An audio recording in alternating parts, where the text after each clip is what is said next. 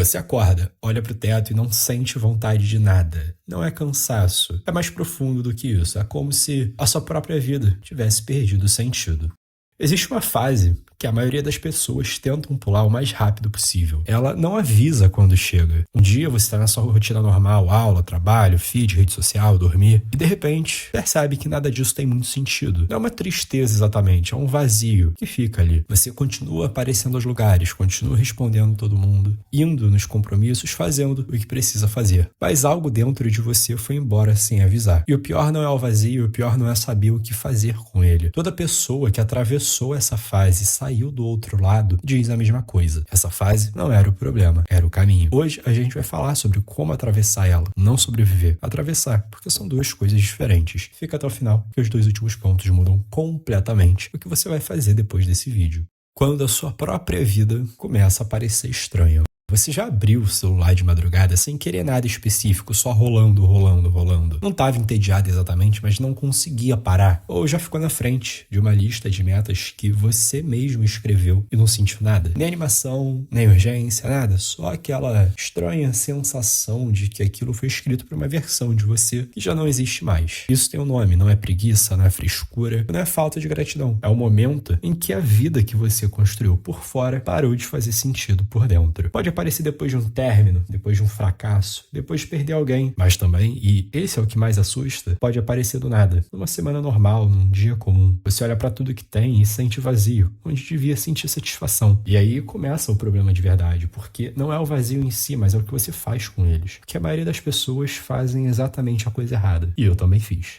As fugas que parecem solução, mas não são. Quando esse vazio aparece, o cérebro entra em modo de emergência. O objetivo é fazer a dor parar, rápido, de qualquer jeito. Então você começa a se mover mais academia, novo projeto, nova série, sair todo fim de semana, mais barulho por fora para cobrir o silêncio que está tentando aparecer dentro de você. E funciona por um tempo. Mas toda vez que o barulho para, no banho, antes de dormir, naquele segundo entre uma coisa e outra, o vazio volta. Maior, mais pesado, mais impaciente. Eu passei por isso e quando eu me senti assim pela primeira vez, fiz o que a maioria faz. Mudei tudo ao redor. Acordar mais cedo, ler mais livros, novos hábitos, nova estética no perfil do Instagram. Por fora, parecia que eu tava evoluindo. Por dentro, eu só tava fugindo de uma pergunta que eu não queria ouvir. E a pergunta continua esperando, porque quando você foge de um sentimento usando o movimento, você não resolve o sentimento. Você só adia o encontro com ele. E a conta chega com juros. As fugas mais comuns parecem inocentes. Celular até tarde, para não ficar com os próprios pensamentos, trabalho compulsivo, não produtivo.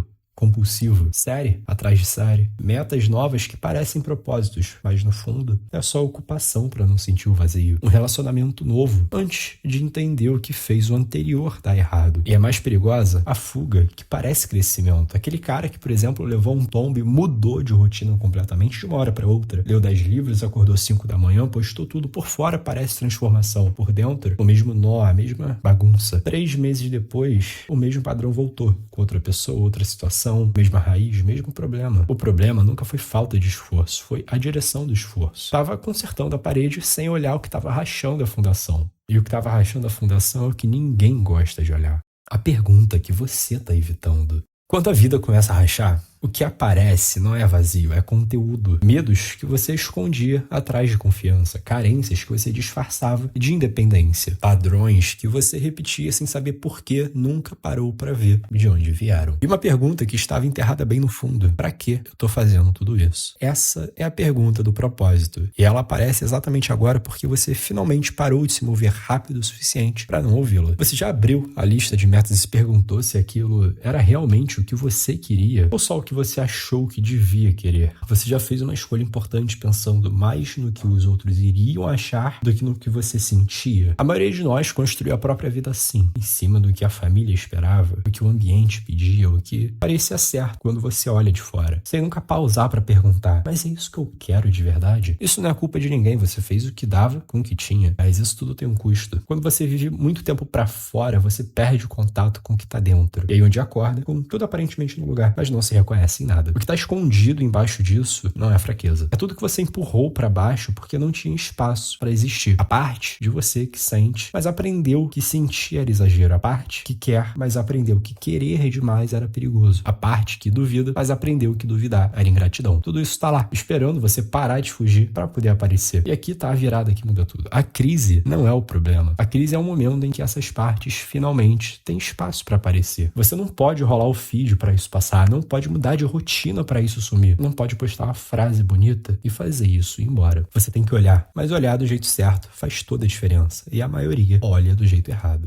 A diferença entre quem sai e quem fica preso. Tem duas formas de estar no meio disso tudo. A primeira, você tá dentro, tentando sair o mais rápido possível. Lê sobre o assunto, vai na terapia, assiste vídeos sobre, conversa com um amigo, mas no fundo, tá sempre se fazendo a mesma pergunta. Quando isso vai acabar? A segunda, você tá dentro, prestando atenção no que isso tá te mostrando. Pergunta muda. O que isso tá tentando me dizer? Parece pequena essa troca, mas vai por mim, não é? A primeira trata o que você tá sentindo como inimigo. E inimigo, geralmente, a gente só quer que ele suma, que ele vá embora. A segunda trata o que você está sentindo como informação. E informação você usa. Quando eu troquei essa pergunta, uma coisa prática mudou. Eu parei de esperar me sentir melhor para agir. E comecei a agir enquanto ainda me sentia mal. Não de forma compulsiva igual antes, mas de maneira direcionada. E tiveram 3 coisas que fizeram uma diferença real. A primeira, toda vez que o vazio aparecia, ao invés de pegar o celular imediatamente, eu ficava 2 minutos só sentado, sem fazer nada. 2 minutos parece pouco, mas é muito mais difícil do que parece. Mas é onde a informação sobre você começa a aparecer. A segunda coisa é que eu comecei a fazer uma pergunta toda semana. Não todo dia, toda semana. O que eu fiz essa semana que foi realmente meu? Que não foi para agradar ninguém, que não foi para parecer legal. Na maioria das semanas a resposta era quase nada. Isso era dado, informação, não julgamento. E terceiro, eu parei de esconder que eu estava passando por isso. Não postei sobre, mas contei para uma pessoa. Uma pessoa, só isso, quebrou metade do peso. Porque o que fica escondido cresce no escuro. Quem fica preso no loop continua esperando a fase passar para a vida melhorar. Quem atravessa entende que a vida melhora quando você muda o que a fase está pedindo para você mudar. E o que muda em quem atravessa é diferente do que você provavelmente está imaginando. O que fica depois de atravessar. Não vou romantizar. Você não sai do outro lado com todas as respostas, não fica perfeito, não resolve tudo. Mas algo muda, de um jeito que não tem atalho. A primeira coisa que muda é a relação com o propósito. Você para de correr atrás de metas que nunca foram suas e começa a fazer perguntas mais honestas. O que eu realmente quero? E que faz sentido para mim? As respostas costumam ser mais simples do que você esperava e mais corajosas do que você achava que conseguia ser. A segunda coisa que muda é a relação com o caos. O que antes parecia o fim do mundo começa a parecer só mais uma curva. Não porque você ficou insensível, mas porque você provou na prática que consegue passar pelo difícil. E quem sabe que consegue passar, não tem mais tanto medo de que o difícil apareça. A terceira coisa, e a mais silenciosa, é a necessidade de aprovação. Você para de tomar decisões pensando em como vão parecer e começa a tomar decisões pensando em quem você está descobrindo que é. Na prática, é você encerrando um relacionamento que não serve mais, sem culpa, sem drama, com clareza. É você mudando de direção porque descobriu que estava seguindo um caminho que nunca foi seu.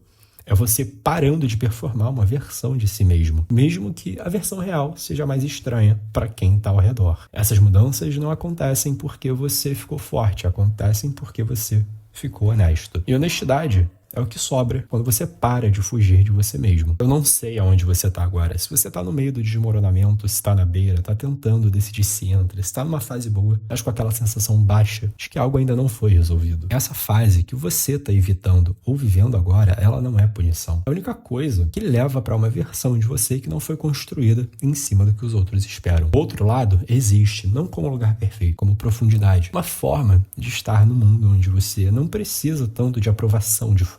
Porque finalmente tem algo por dentro que te sustenta. Isso não vem de vídeo, não vem de rotina nova, não vem de frase motivacional. Vem de ter ficado no desconforto tempo suficiente para encontrar o que estava escondido, embaixo de tudo o que você construiu. A fase é real, o outro lado também. E a única pergunta que importa agora é: você vai continuar preenchendo o vazio ou vai finalmente sentar com ele e ouvir o que ele tem para dizer? Mas enfim, é só um papo. Abraça se quiser.